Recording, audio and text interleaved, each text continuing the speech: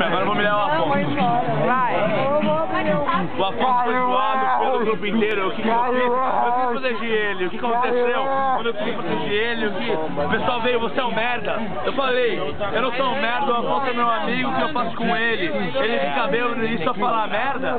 Eu falei, ele é meu amigo, o que acontece comigo? Eu não faço o que ele é meu amigo, o que vocês pensam não é uma merda pra vocês. E o Rabuja tá de Nike! O Rabuja tá de Nike! Vai embora. Para, mano. É muito puto. Saudade.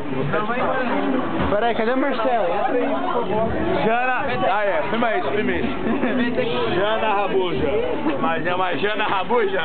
Pode chamar Jana Rabuja? Fala aí.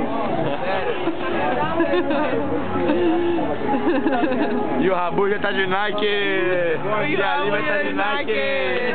A Tati tá embora, eu tô com saudade dela. E a Lívia tá de Nike. Lívia tá de Nike. O Afonso tá indignado que eu tô falando da Lívia, mas o Daniel tá orgulhoso de mim, porque ele é carioca e eu sou paulista. O que aconteceu? Carioca, vai tomar no cu! Rabuja tá de Nike.